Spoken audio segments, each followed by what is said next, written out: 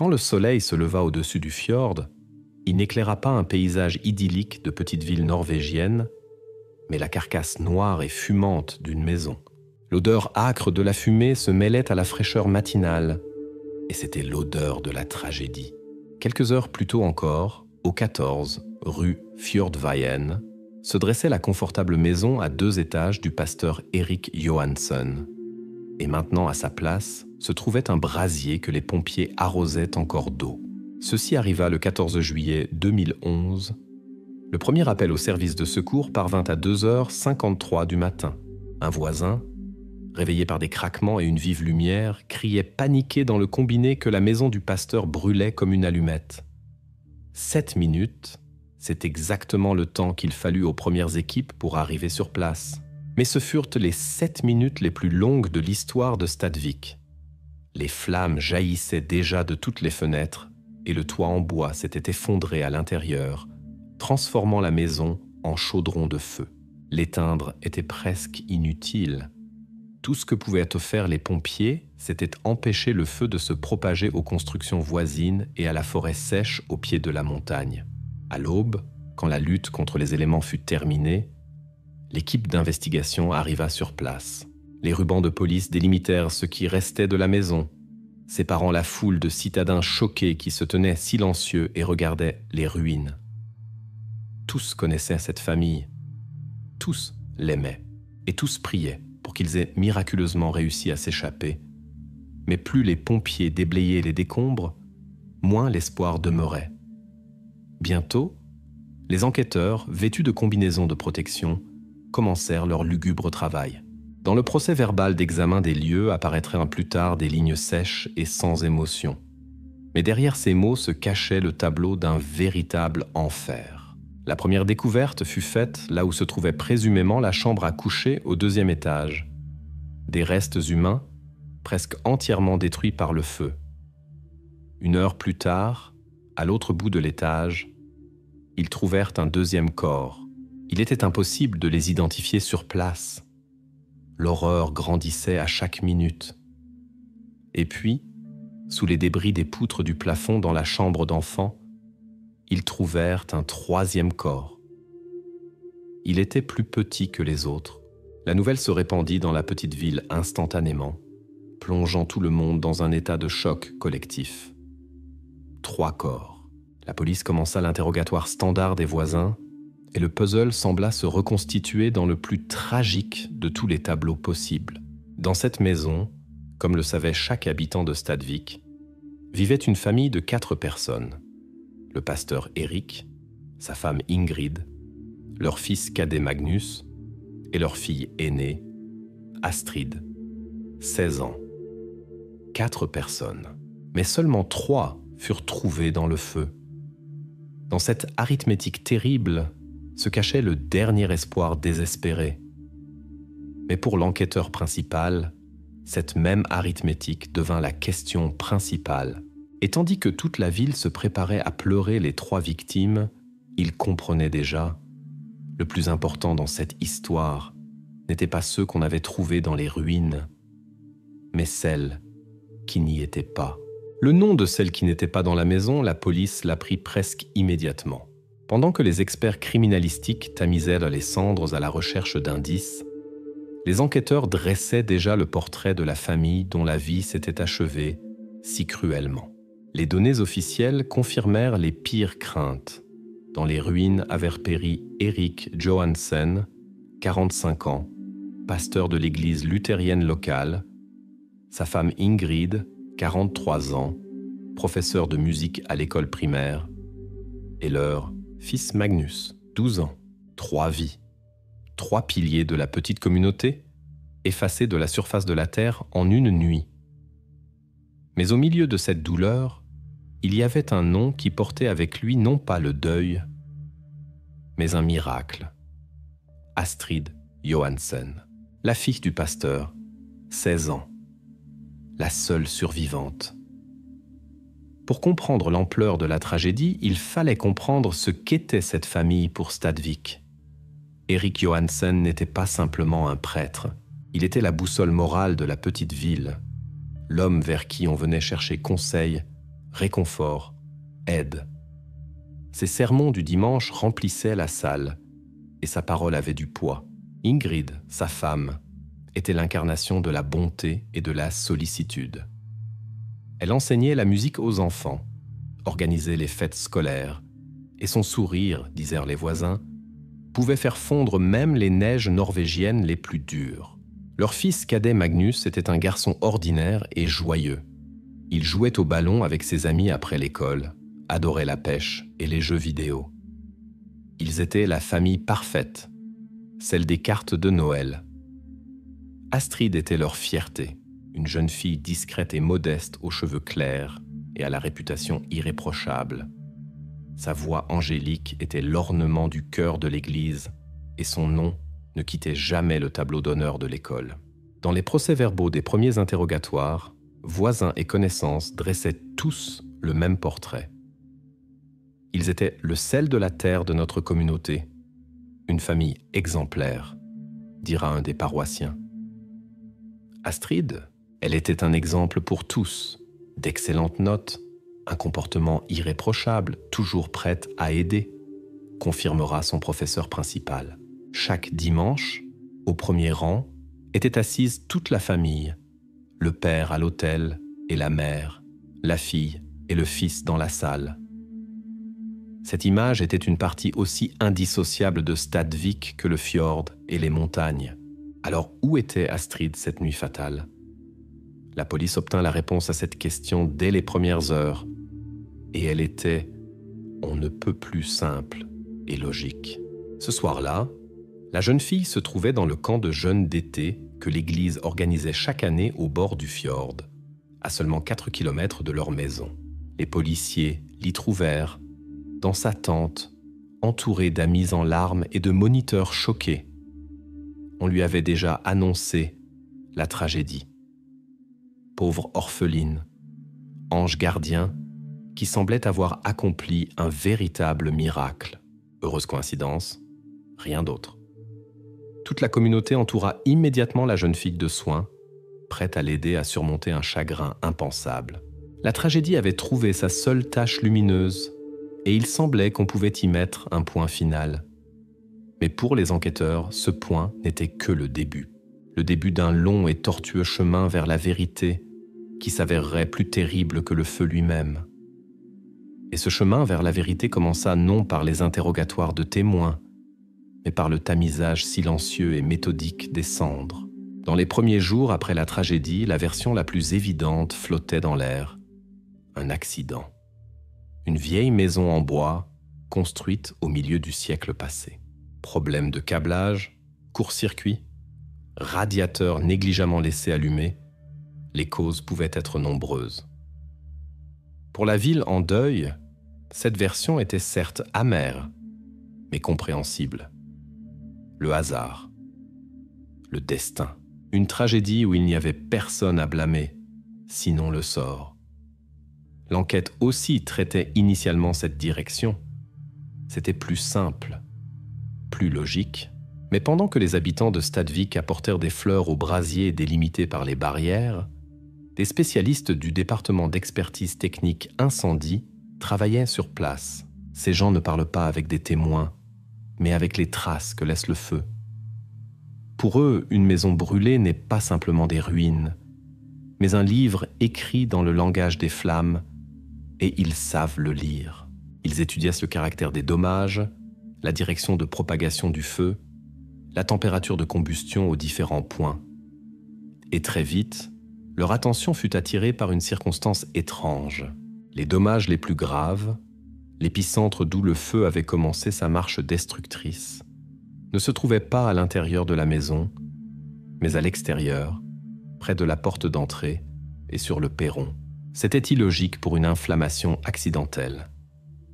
Les experts prélevèrent des échantillons sur les planches brûlées, des grattages de suie sur les fondations, des échantillons de terre près de l'entrée.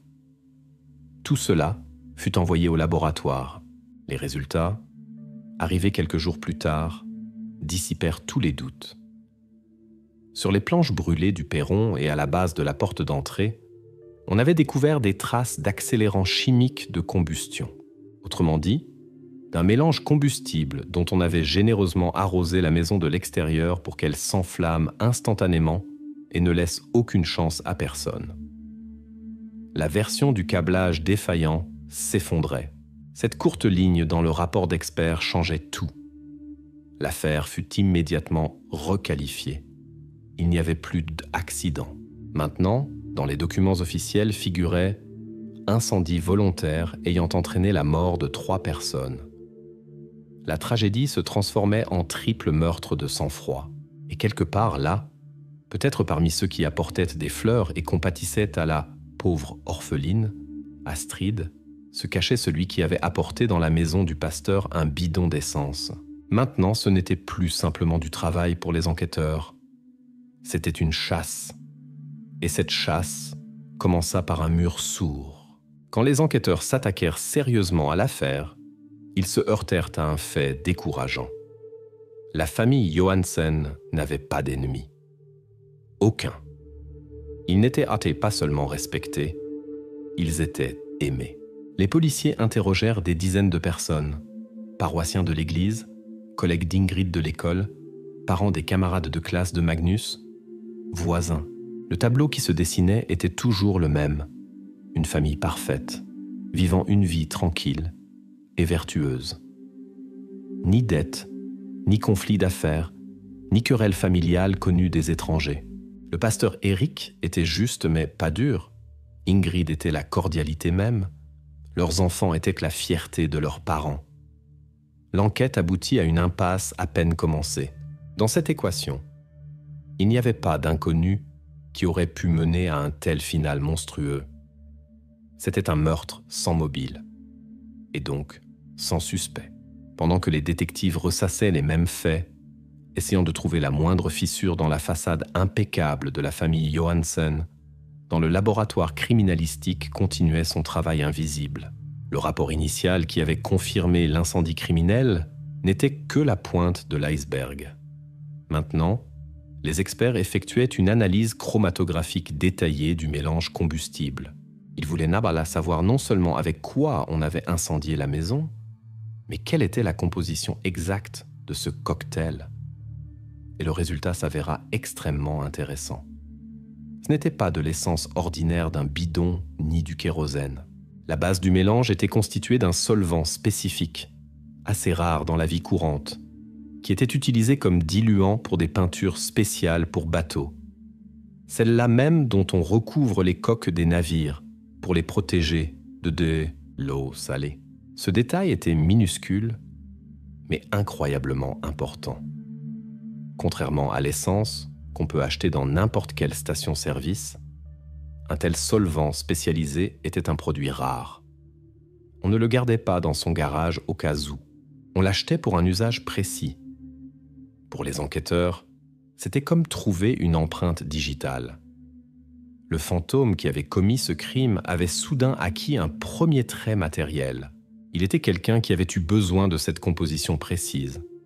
Quelqu'un qui, peut-être, avait affaire au bateau. Ou du moins savait où se procurer une telle substance chimique. La question « qui » passa temporairement au second plan. La principale devint la question « où » ? Où dans une petite ville côtière comme Stadvik pouvait-on acheter un tel solvant ? La réponse fut trouvée plus vite qu'on aurait pu s'y attendre. Les détectives appelèrent les magasins de bricolage de la région et découvrirent très rapidement, dans un rayon de 50 km, il n'y avait qu'un seul endroit où était vendu un solvant exactement de cette marque et avec cette composition chimique. C'était un petit magasin familial, Fjord Approvisionnement, en périphérie de la ville, où les pêcheurs locaux et propriétaires de yachts venaient chercher peinture, matériel de pêche et autres équipements. L'affaire sans perspective, qui butait contre un mur, obtint soudain sa première piste concrète. L'enquête avait enfin une adresse où aller poser des questions. Et pendant qu'une paire de détectives se préparait à aller poser des questions au magasin Fjord Approvisionnement, un rapport atterrit sur leur bureau qui semblait résoudre toute l'énigme d'un coup. Lors de l'interrogatoire des paroissiens, un nom avait émergé. Knut Haugen. Ancien membre du conseil paroissial, que le pasteur Eric avait chassé de la communauté avec déshonneur environ 1 an auparavant. La raison était valable. Hogan avait été pris en flagrant délit de manœuvre financière avec les dons. Pour l'enquête, c'était comme un cadeau du ciel. C'était ce suspect idéal qui manquait tant. Un homme avec un nom, un visage et surtout un mobile en béton armé, la vengeance pour l'humiliation publique et la perte d'argent. Au fur et à mesure que les policiers creusaient plus profondément cette version, elle s'enrichissait de détails de plus en plus sinistres. Ce n'était pas un conflit silencieux et refoulé, c'était une hostilité ouverte.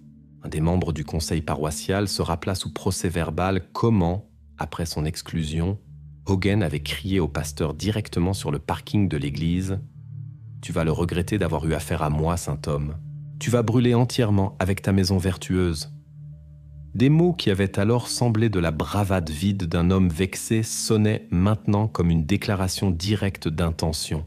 Un autre témoin qui travaillait dans le café local confirma qu'à peine 1 semaine avant l'incendie, elle avait entendu Hogan à une table se plaindre à un ami que le pasteur Johansen lui avait brisé la vie et qu'il fallait payer pour cela.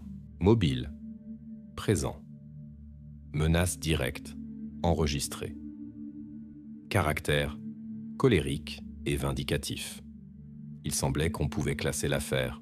Les détectives se préparaient déjà à obtenir un mandat d'arrêt quand arriva la vérification de routine d'alibi, une formalité qu'il fallait respecter.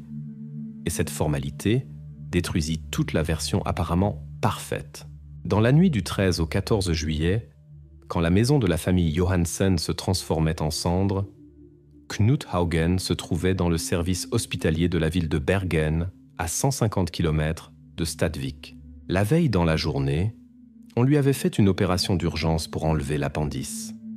Son alibi était confirmé non seulement par les dossiers médicaux officiels, mais aussi par une dizaine de témoignages de médecins et infirmières de garde. Il était inattaquable. Les menaces bruyantes n'étaient que des paroles. Le principal et unique suspect fut rayé de la liste, et l'enquête, qui était sur le point de se terminer triomphalement, recula à nouveau à la position de départ. Encore une impasse. Et le seul fil qui leur restait menait à ce magasin de bricolage en périphérie de la ville. Et pendant que certains détectives se rendaient à ce petit magasin de bricolage, devenu le dernier espoir, l'enquêteur principal avait une autre tâche, tout aussi importante. Il devait avoir une conversation officielle avec la seule survivante, Astrid Johansen. L'entretien se déroulait dans un bureau silencieux, en présence d'un psychologue social, comme l'exigeait la loi pour le travail avec les mineurs ayant subi un traumatisme. Astrid était assise en face, pâle, posée, dans une simple robe noire que lui avait prêtée une des femmes de paroissiens. À première vue, le tableau parfait de la douleur. Mes parents, ils étaient les meilleures personnes au monde, prononça-t-elle d'une voix calme et égale, regardant directement l'enquêteur. Nous étions une famille très heureuse. Magnus, il était mon meilleur ami.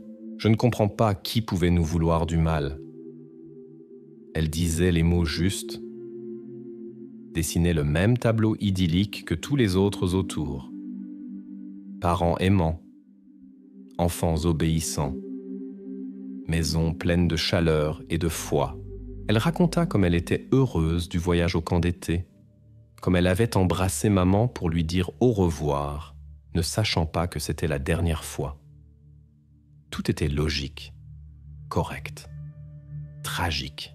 L'enquêteur écoutait, hochait la tête, prenait des notes. Mais quelque chose le dérangeait. Quelque chose d'insaisissable dans son comportement. Et puis, quand la partie officielle de l'interrogatoire touchait à sa fin, Astrid, après une courte pause, posa sa question.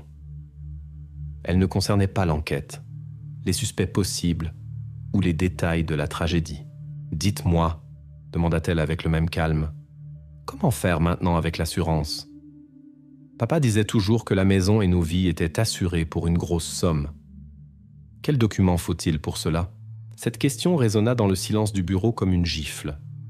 La psychologue se raidit. L'enquêteur s'arrêta une seconde. Dans son rapport, il noterait plus tard sèchement: la mineure A. Johansen, durant l'entretien, a manifesté à plusieurs reprises un intérêt pour la procédure d'obtention des versements d'assurance et d'entrée en héritage, précisant les détails techniques et juridiques. C'était une dissonance si brutale avec l'image de l'orpheline frappée par la douleur qu'il était impossible de l'ignorer.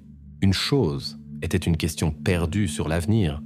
Autre chose était un intérêt commercial pour l'aspect financier de la tragédie, quand les corps de tes proches n'étaient même pas encore identifiés. Durant sa longue carrière, l'enquêteur principal avait vu la douleur sous toutes ses manifestations. Il avait vu l'hystérie, vu la stupeur de choc, vu les larmes silencieuses et muettes. Mais il n'avait jamais vu cela. Dans le procès verbal de l'interrogatoire apparaîtra encore une autre de ses notes, écrite à la main déjà après la conversation. Pendant tout l'entretien, le sujet n'a pas versé une seule larme. On a observé une absence complète de manifestations extérieures de douleur ou de bouleversement émotionnel. Ce n'était pas de la retenue, pas de la force d'âme. C'était un calme glacé et détaché qui effrayait beaucoup plus que n'importe quel sanglot. Et à ce moment, l'enquêteur ressentit pour la première fois que la principale énigme de cette affaire ne se cachait pas dans les ruines brûlées, mais dans les yeux clairs et froids de la jeune fille qui avait eu la chance de survivre. Et pendant que l'enquêteur regardait dans ses yeux froids et sentait un frisson lui parcourir l'échine, le reste de Stadvik ne voyait que ce qu'il voulait voir: une pauvre petite fille orpheline ayant besoin de protection et de compassion. Et la communauté agit en conséquence. L'Église prit immédiatement Astrid sous son aile. Une commission fut créée pour gérer ses affaires jusqu'à sa majorité, et une des familles les plus respectées de la ville lui offrit une chambre dans leur maison. Une collecte de dons fut organisée. Les gens apportèrent de l'argent, des vêtements, des objets de première nécessité. Toute la petite ville s'unit pour aider la seule survivante de la famille Johansen à se remettre sur pied. Mais pendant que toute la ville était en deuil pour elle, Astrid elle-même semblait occupée par des choses complètement différentes. Pas même 48 heures après l'incendie, elle fit son premier appel important, utilisant le téléphone de la maison de la famille qui l'hébergeait. Pas à une amie pour pleurer, pas à un psychologue, mais au bureau central de la compagnie d'assurance, pour préciser le numéro de police et la procédure de dépôt de demande. Puis elle demanda à ses tuteurs temporaires de l'aider à faire une demande officielle à la banque pour obtenir les relevés des comptes de ses parents. Et quelques jours plus tard, ayant reçu une partie de l'argent du fonds de dons, elle demanda qu'on l'emmène dans la ville voisine, plus grande. Elle revint avec plusieurs sacs d'une boutique chic, dans lesquels se trouvaient des vêtements chers et colorés. Pas du tout ce qu'achète habituellement une personne qui se prépare aux funérailles de sa famille. Chacune de ces actions, prises séparément, aurait pu être attribuée au choc, mais ensemble, elles formaient un tableau très troublant, qui ne cadrait absolument pas avec l'image de la victime frappée par la douleur. Les enquêteurs, continuant les interrogatoires de routine, revinrent aux témoins du camp de jeunes. Et une des amies d'Astrid, après réflexion, se rappela un détail auquel personne n'avait d'abord prêté attention. Et la nuit de la tragédie, et les jours précédents, Astrid s'était plusieurs fois éloignée seule du camp, soi-disant pour se promener. Elle prenait son téléphone avec elle et se dirigeait vers la forêt, où il n'y avait presque pas de réseau. Presque. La fille se rappela qu'Astrid lui avait parlé d'une petite colline d'où on pouvait capter le signal. Elle parlait avec quelqu'un, longuement, se cachant de tous. Avec qui exactement? Personne ne le savait. Dans le téléphone d'Astrid, que la police avait saisi le jour de la tragédie, la liste des appels était vierge. L'interlocuteur mystérieux devint pour l'enquête un fantôme, mais c'est précisément lui qu'il fallait maintenant trouver. Et pendant qu'un groupe d'enquêteurs tentait de trouver cet interlocuteur fantomatique, essayant d'obtenir auprès des opérateurs le détail des appels depuis les antennes de la région du camp, une autre équipe revint à la seule preuve matérielle qu'ils avaient en main, à ce fameux solvant pour peinture de bateau. Ils se rendirent au magasin de bricolage, Fjord Approvisionnement. Le propriétaire, un homme âgé à la mémoire phénoménale, ne les déçut pas. Il se rappela non seulement cette vente, mais put donner une description détaillée de l'acheteur. D'après ces mots, l'artiste de police composa un portrait robot. Jeune homme d'environ 20 à 22 ans, cheveux foncés, regard assuré, vêtements non locaux. Et avec ce dessin en main, les détectives parcoururent la ville, s'attendant à un résultat rapide. Mais ils furent déçus. Le portrait robot fut montré aux pêcheurs du port, aux habitués du seul bar de la ville, aux facteurs qui connaissaient chacun de vue. En réponse, seulement des haussements d'épaules. Personne ne connaissait ce type. Dans le minuscule stade Vic, où un étranger se voit à une lieue, il était un véritable fantôme. L'enquête se heurta encore à un mur. Mais les témoignages du propriétaire du magasin étaient trop importants pour les ignorer. Dans le procès-verbal de son interrogatoire était fixé « Oui, je me souviens parfaitement de ce type. Il est entré il y a quelques jours avant l'incendie, mardi. On voyait tout de suite, pas du coin. Assuré comme ça, même un peu insolent. Il n'a pas demandé. Il a dit tout de suite ce qu'il lui fallait. 2 des plus gros bidons de solvant Nautilus 7. J'ai encore demandé si ce n'était pas trop. La peinture est épaisse, mais il a juste souri. Il a payé en espèces, grosse coupure, et il est parti. 2 gros bidons. En espèces. Un étranger. Ce n'était pas un acte spontané, mais une préparation. Mais qui était-il ? La réponse vint d'où on ne l'attendait pas. Dans le cadre de l'enquête de routine, un des détectives se rendit à l'école où étudiait Astrid pour parler encore une fois avec ses camarades de classe, recueillir plus d'informations sur son cercle de relations. À la fin de la conversation, il sortit le portrait robot, n'espérant presque plus de succès. La plupart des adolescents haussèrent simplement les épaules. Mais une fille se figea soudain. Elle regarda longuement le visage dessiné, puis dit avec hésitation « Il me semble, je l'ai vu, quelquefois, avec Astrid. » L'enquêteur se tendit. La fille raconta que quelques semaines auparavant, elle avait vu Astrid monter après les cours dans une vieille voiture avec ce type. Ils parlaient de quelque chose, puis sont partis en direction de la ville voisine. Elle donna le nom qu'elle avait entendu des autres, Lars. Lars Gundersen. Le fantôme du portrait robot avait enfin acquis un nom. Et ce nom menait non pas simplement à un incendiaire abstrait, il menait directement à la pauvre orpheline, Astrid. Pour les enquêteurs, ce nom devint la clé qui ouvrit la première vraie porte de cette affaire. Lars Gundersen. Une simple requête dans la base de données policière, et le fantôme du portrait robot acquis, chair et sang. Il avait 22 ans. Il vivait non pas à Stadvik, mais dans la ville portuaire voisine plus grande, Fjellhamn, ce qui expliquait pourquoi personne ne l'avait reconnu. Il était officiellement au chômage, vivotant de petits boulots sur les quais, et surtout, il avait déjà un casier.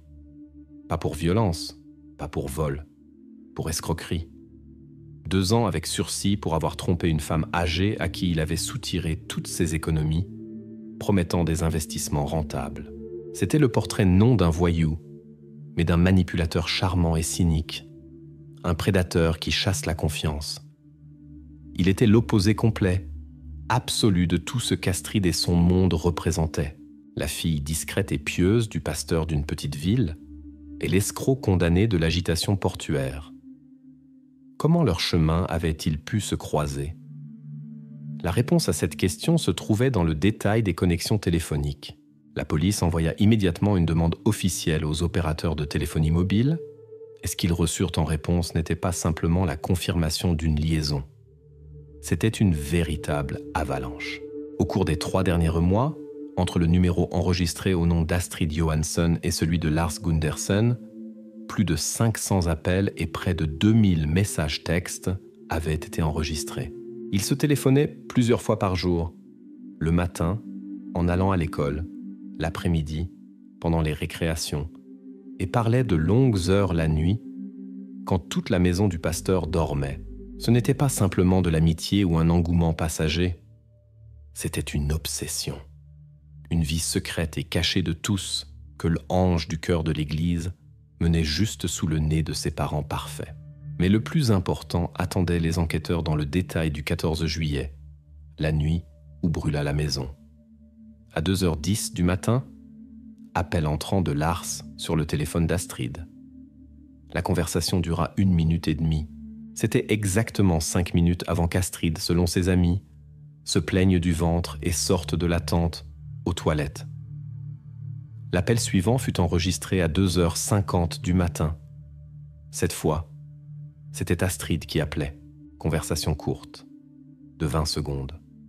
C'était 3 minutes avant que le voisin du pasteur se réveille au bruit du feu et compose le 112. La chronologie s'établissait avec une précision effrayante.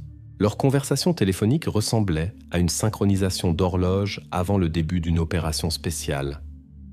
La liaison était prouvée. Maintenant, il fallait savoir de quoi ils parlaient. La police obtint un mandat d'arrêt de Lars Gundersen et de saisie de tous ses appareils électroniques. Il fut pris discrètement dans un appartement loué en périphérie de Fjällhamn. Il ne résista pas, se contentait de sourire de travers, déclarant qu'il ne savait rien. Simultanément, les enquêteurs saisirent officiellement le téléphone d'Astrid aussi. Et là, les attendait une surprise prévisible, mais pas moins désagréable. Les 2 téléphones étaient pratiquement vides. Tout l'historique des appels, tous les messages, tous les chats dans les messageries, tout avait été complètement effacé. Ils tentaient trop d'effacer leurs traces, de détruire les empreintes numériques de leurs secrets. Mais dans le monde moderne, effacer le passé si simplement est impossible. Les 2 appareils furent immédiatement scellés et envoyés au département de criminalistique numérique. Il ne restait plus qu'à attendre quels secrets les spécialistes réussiraient à extraire de la mémoire morte de ces téléphones. Et tous comprenaient, ce qu'ils trouveraient deviendrait le cœur de cette affaire. Pendant que les spécialistes criminalistiques s'affairaient sur les téléphones saisis, tentant de ressusciter les données supprimées, Lars Gundersen était assis dans la salle d'interrogatoire. Il se comportait non comme un suspect, mais plutôt comme un invité qui s'ennuyait de la procédure. Il s'était affalé sur sa chaise, répondait paresseusement aux questions et réussissait même à flirter avec la femme officier qui lui apportait du café. Quand on lui demanda où il était la nuit de l'incendie, il se contenta de sourire.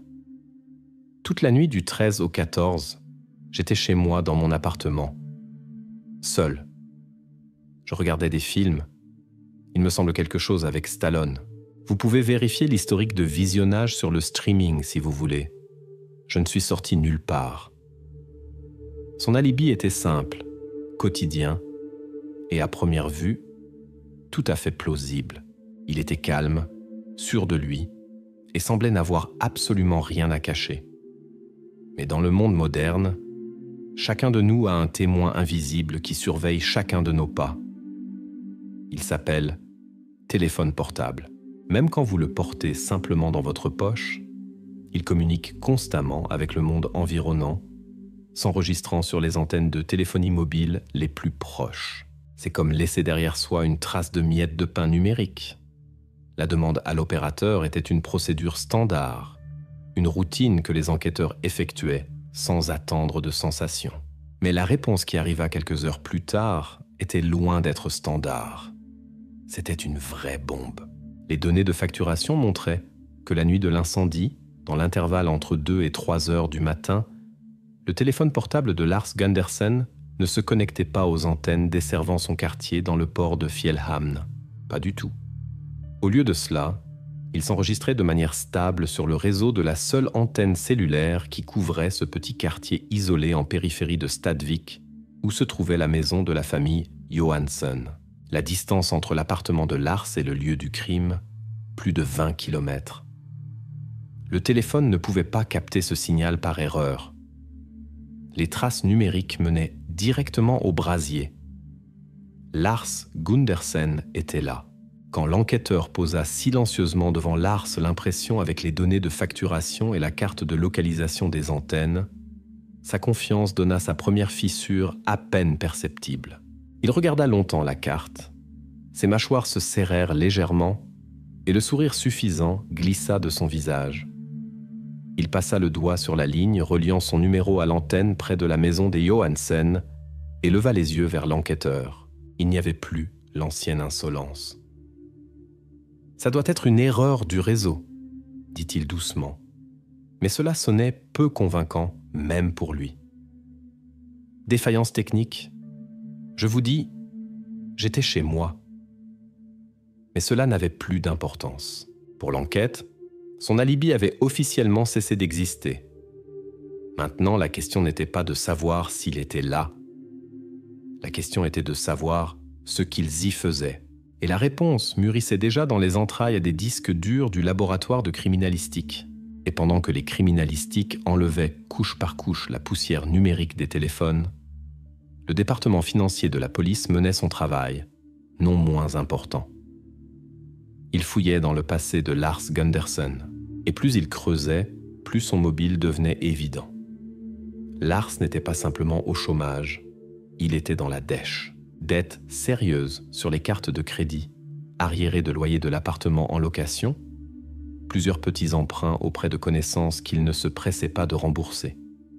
Il avait désespérément, urgemment besoin d'argent, et il était de ceux qui n'allaient pas les gagner par un travail honnête. Parallèlement, les enquêteurs demandèrent les relevés du compte d'épargne d'Astrid Johansen. C'était son compte personnel, sur lequel se trouvait l'argent qui lui avait été donné pour sa confirmation, environ 8000 couronnes. Dans une famille norvégienne traditionnelle, c'est un capital presque sacré, le premier pas vers la vie adulte. Et le relevé bancaire montrait une transaction très étrange. 3 jours avant l'incendie, le 11 juillet, toute la somme avait été retirée jusqu'à la dernière couronne, 8000 couronnes, en espèces. L'opération avait été effectuée dans un distributeur du centre de Stadvik. 8000 couronnes en espèces dans les mains d'une jeune fille de 16 ans qui vivait entièrement aux frais de ses parents, c'était déjà un signal d'alarme. Où pouvait aller cet argent ? La réponse à cette question ne se fit pas attendre. L'argent ne s'était pas évaporé.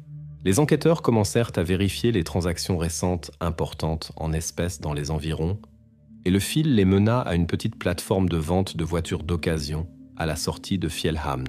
Le propriétaire de la plateforme se rappelait parfaitement son acheteur.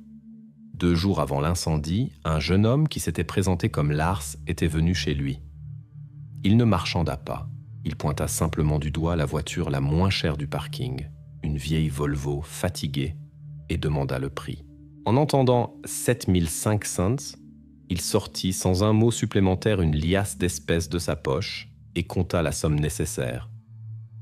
Astrid ne se contentait pas de rencontrer secrètement avec lui. Elle lui avait donné toutes ses économies. Avec cet argent, il avait acheté une voiture. Un moyen de transport sur lequel, comme l'enquête en était maintenant certaine, ils étaient sans et venus ensemble chez elle cette nuit fatale. Sur cette vieille Volvo, l'enquête boucla le cercle. Maintenant, ils avaient non seulement le mobile et les preuves, mais aussi le moyen de transport.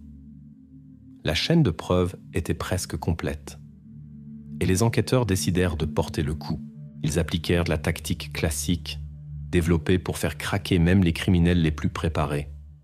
Les interrogatoires se parallèlent, dans 2 salles différentes, en même temps, sans possibilité de communiquer l'un avec l'autre, étaient assises 2 personnes dont les destins étaient maintenant inséparablement liés. Dans l'une, Lars Gundersen, essayant encore de jouer le rôle du type dur à qui tout était égal.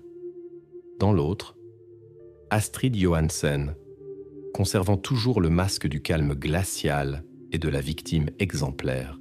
Tous 2 étaient sûrs d'une chose. Ils avaient tout effacé. Des preuves directes, leurs mots, leurs plans. La police ne pouvait pas en avoir. L'interrogatoire de Lars était mené personnellement par le chef du groupe d'enquête.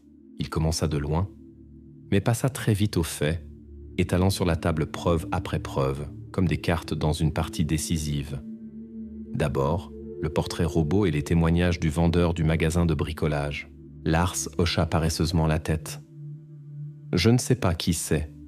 Ressemble à la moitié des types de Norvège. Je ne suis jamais allé dans ce magasin.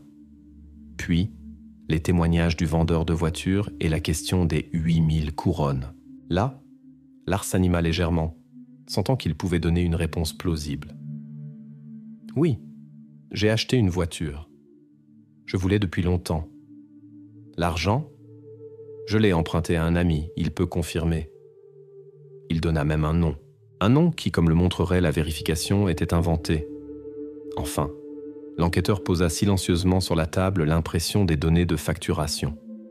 Lars revint à sa version. Panne du réseau. J'étais chez moi. En même temps, dans la salle voisine, un autre détective menait l'entretien avec Astrid. Le ton ici était plus doux, plus compatissant. On lui faisait encore comprendre qu'elle était une victime, peut-être tombée sous une mauvaise influence. Mais les questions étaient tout aussi tranchantes. On lui demanda les 8000 couronnes. Sa réponse était prête. Et elle était parfaite pour une jeune fille de 16 ans. J'ai retiré l'argent parce que je voulais m'acheter un nouvel ordinateur portable pour l'école. Mes parents étaient contre un achat si cher. J'ai décidé de le faire en secret. Mais je n'ai jamais choisi le modèle. Logique, adolescent. Mais sa version ne correspondait déjà plus à celle de Lars. Il disait que l'argent lui avait été prêté par un ami, elle, qu'elle économisait pour un ordinateur portable. Le mur de leurs mensonges donna sa première fissure. Quand on lui demanda les appels secrets du camp, elle répondit tout aussi facilement « Je parlais avec une amie d'Oslo. Mes parents la considéraient comme une mauvaise compagnie, donc je le faisais en secret. Ils niaient tous les deux tout, mais leurs légendes, inventées séparément, commençaient déjà à se contredire. Les interrogatoires durèrent plusieurs heures. Les enquêteurs tournaient en rond, posant les mêmes questions sous différentes formes, augmentant la pression psychologique, soulignant les incohérences dans leurs témoignages. Mais Lars et Astrid tenaient au bon. Ils étaient comme deux rochers. Ils se taisaient ou répétèrent des réponses apprises, sûrs que sans leurs aveux, l'enquête n'avait rien. L'atmosphère dans les salles d'interrogatoire était tendue au maximum. Il semblait que cette confrontation était dans l'impasse. Et c'est précisément à ce moment, quand Lars répéta encore une fois avec un sourire « J'étais chez moi », que la porte de la salle s'entr'ouvrit. L'assistant passa silencieusement au enquêteur principal une feuille de papier pliée en deux. Celui-ci la déplia, parcourut des yeux la courte ligne de texte, et sur son visage apparut pour la première fois de la journée un sourire à peine perceptible. Il leva lentement les yeux vers Lars. Le jeu du chat et de la souris touchait à sa fin. Sur le papier, il n'y avait que quelques mots. « Récupération terminée. Tous les fichiers sont à nous. » Ces quelques mots sur le papier changèrent la dynamique de l'interrogatoire. L'enquêteur principal ne dit pas un mot. Il se leva simplement, sortit de la salle et revint quelques minutes plus tard avec un épais dossier. Il entra dans la salle où on interrogeait Lars et posa silencieusement devant lui la première feuille imprimée. Puis il sortit et fit la même chose dans la salle où était assise Astrid. Sur les feuilles, ce n'étaient pas des procès-verbaux ou des rapports. C'étaient des captures d'écran de leur propre correspondance, récupérées du néant numérique. Les mots qu'ils avaient si soigneusement effacés étaient revenus pour témoigner contre eux. Ce que les criminalistiques avaient extrait de la mémoire des téléphones n'était pas simplement la preuve de leur liaison. C'était une chronique détaillée, étape par étape, de la naissance et de la maturation d'un plan monstrueux. Tout avait commencé quelques mois auparavant par les plaintes d'Astrid sur sa vie. Elle écrivait sur comment l'étouffait le contrôle parental, l'hypocrisie de la communauté religieuse et le statut de fille parfaite du pasteur. Elle appelait sa maison une cage dorée. Et Lars, comme un manipulateur expérimenté, ne la consolait pas. Il jetait de l'huile sur le feu. Ils ne te comprennent pas, princesse. Ils te tiennent enfermée parce qu'ils ont peur de ta force, écrivait-il. Progressivement, ces messages devenaient de plus en plus radicaux. Il appelait ses parents des tyrans et leurs règles une prison. Et voilà qu'environ 1 mois avant l'incendie, dans leur correspondance apparut pour la première fois la phrase qui glaça les enquêteurs. Lars écrivit « Il n'y a qu'un seul moyen d'obtenir la vraie liberté. Notre plan de libération. » À partir de ce moment, leur chat se transforma de correspondance amoureuse en état-major pour planifier un crime. Ils discutaient des détails avec un sang-froid effrayant. Dans un des messages, Lars demandait « Tu as su pour l'assurance ? Nous devons connaître le montant exact. » La réponse d'Astrid arriva quelques heures plus tard. Environ 2 millions de couronnes pour la maison et un demi-million pour chacun. Papa en avait parlé une fois. Ils faisaient des plans sur l'avenir qui devait arriver après.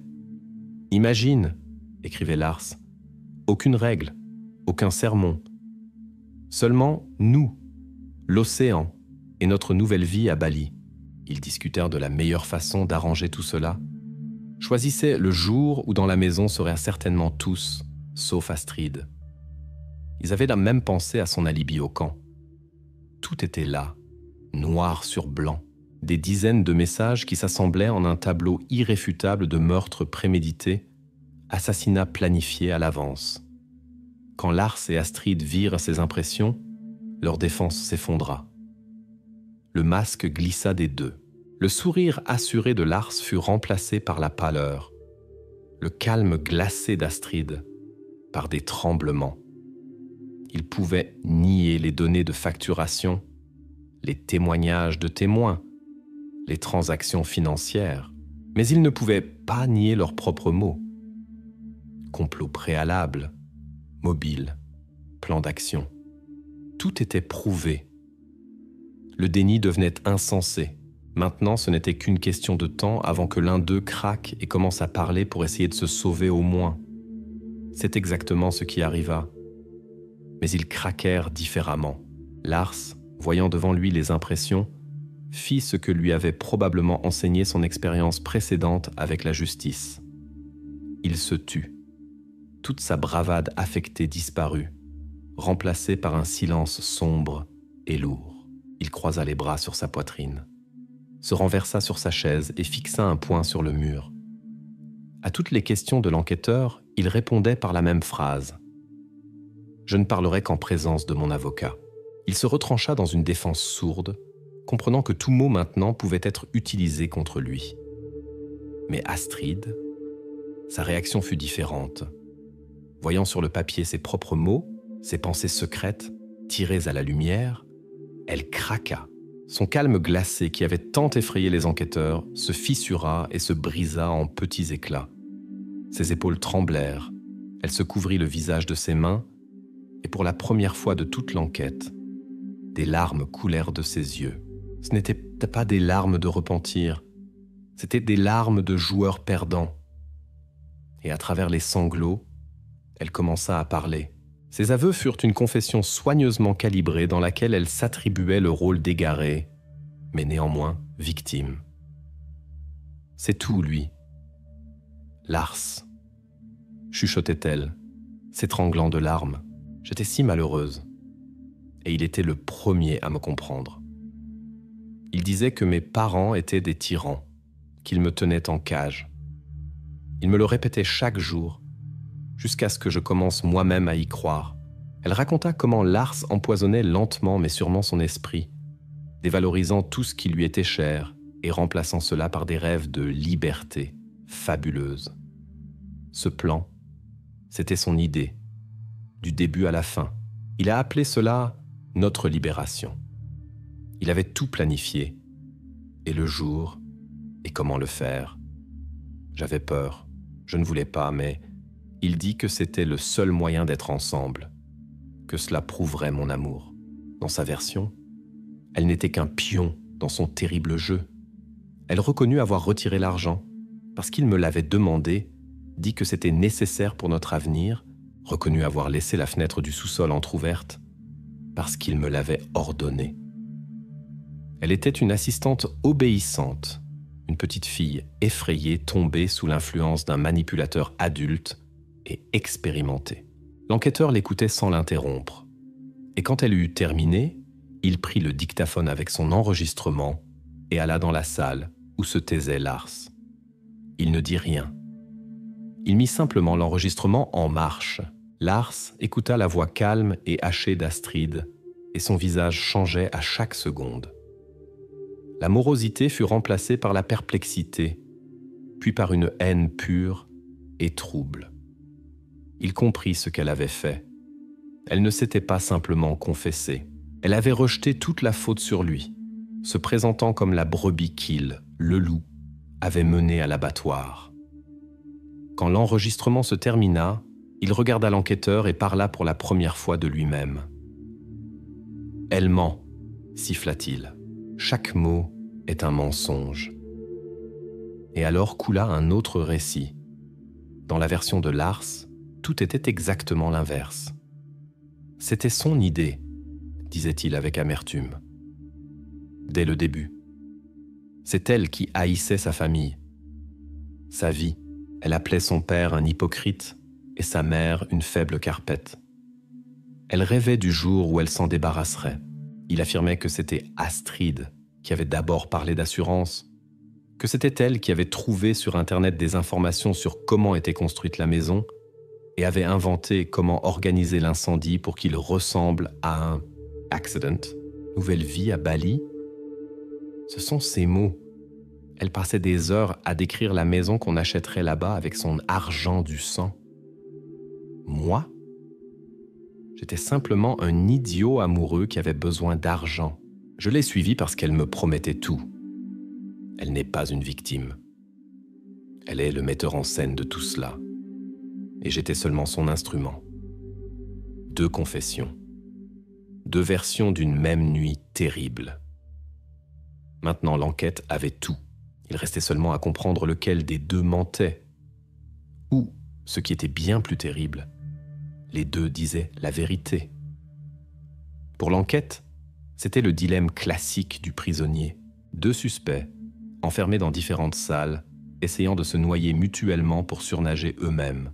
Mais pendant qu'Astrid et Lars dessinaient à leur portrait, elle dans le rôle de victime naïve, lui dans celui d'amoureux trompé, leurs témoignages contradictoires, comme 2 négatifs, en se superposant, créaient un tableau unique, terriblement net et détaillé de cette nuit. Les enquêteurs n'avaient pas plus besoin de deviner. Maintenant, ils savaient tout. Et cette reconstitution des événements assemblés à partir de leurs mots et étayés par des faits froids était plus terrible que n'importe quelle fiction. Le compte à rebours commença à 2h15 du matin, le 14 juillet 2011. À ce moment, Astrid Johansen, 16 ans, se plaignant à son ami d'une douleur aiguë au ventre, se glissa hors de la tente commune du camp d'été religieux. Elle dit qu'elle devait aller aux toilettes, mais elle alla dans une toute autre direction. Elle s'enfonça dans la forêt, là où finissait le territoire du camp et où commençait l'obscurité. C'était un pas par-dessus le point de non-retour. À 500 mètres du camp, sur une route forestière discrète, Lars l'attendait déjà. Il était assis au volant d'une vieille Volvo fatiguée par la vie, celle-là même qui avait été achetée avec son argent, économisée pour la vie adulte. Elle monta silencieusement sur le siège avant. Tout le chemin, tous les 4 kilomètres jusqu'à sa maison, ils ne prononcèrent pas un mot. 5 minutes de route dans un silence absolu et vibrant. 5 minutes qui les séparaient des ponts brûlés et de 3 vies interrompues. Quand ils arrivèrent, Lars coupa le moteur à quelque distance et ils s'approchèrent de la maison à pied, se cachant dans l'ombre des arbres. La maison dormait. Aucune lumière ne brillait à aucune fenêtre. À l'intérieur, dans leur lit, étaient son père, sa mère et son petit frère. Leurs actions étaient rodées, comme selon un scénario. Pendant qu'Astrid montait la garde, surveillant la route, Lars sortit du coffre 2 grandes boîtes métalliques de solvant. Il ne se pressait pas. Méthodiquement, froidement, il arrosa de liquide combustible le perron en bois, la porte d'entrée, le mur sous les fenêtres du salon. Puis il s'approcha du mur latéral de la maison.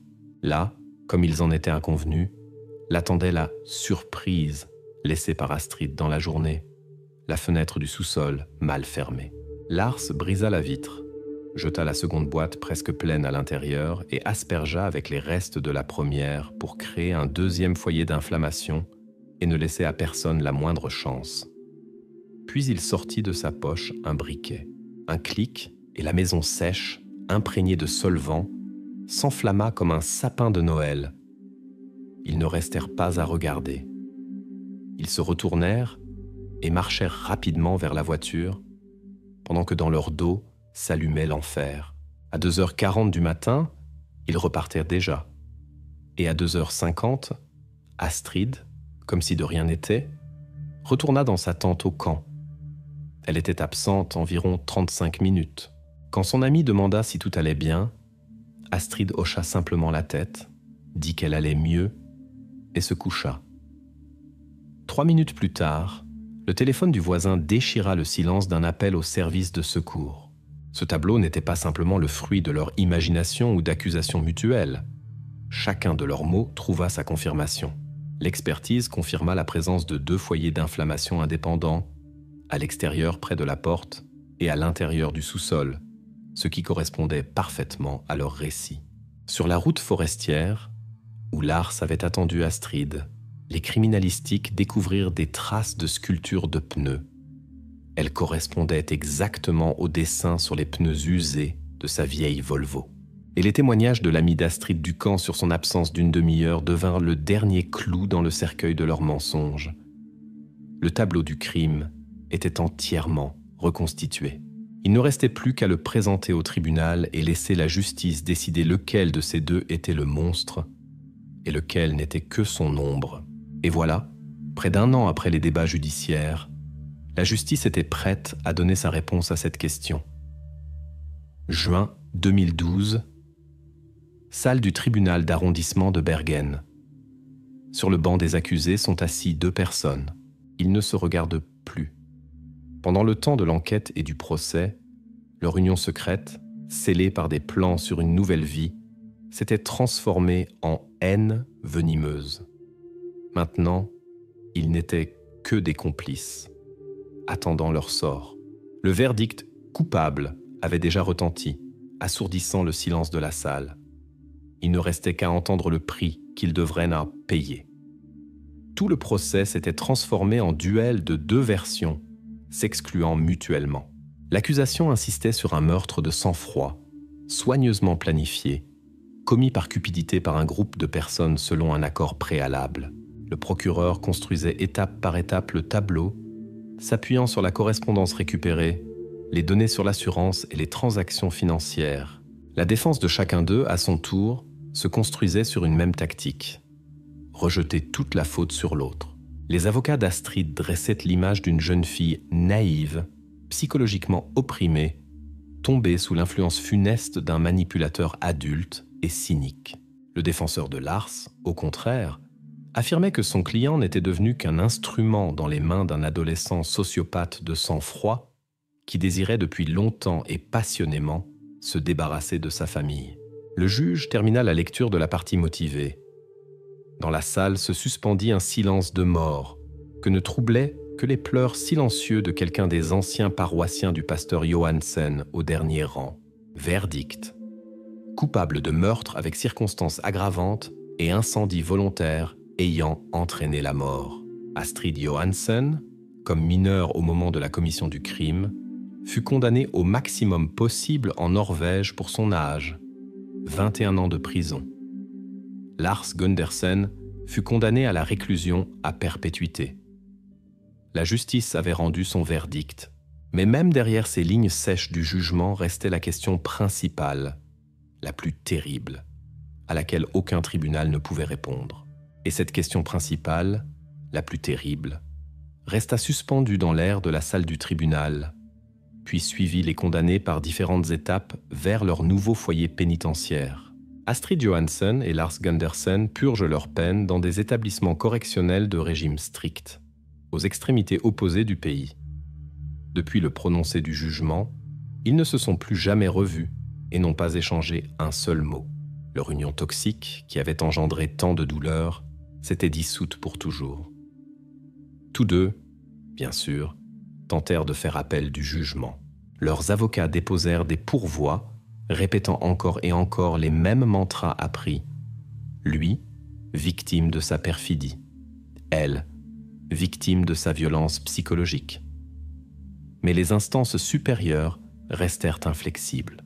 Les deux appels furent rejetés et le jugement, maintenu, devenant un point final dans l'aspect juridique de cette affaire, mais pas dans l'aspect humain. Et finalement, cette histoire entra dans les chroniques criminelles de la Norvège non seulement par sa cruauté, mais aussi par son principal paradoxe insoluble. Le tribunal ne put jamais établir complètement qui était réellement la fille discrète du pasteur. Victime naïve tombée sous l'influence d'un manipulateur expérimenté, ou bien adolescente sociopathe de sang-froid qui avait trouvé en Lars l'instrument parfait pour réaliser ses sombres désirs de longue date.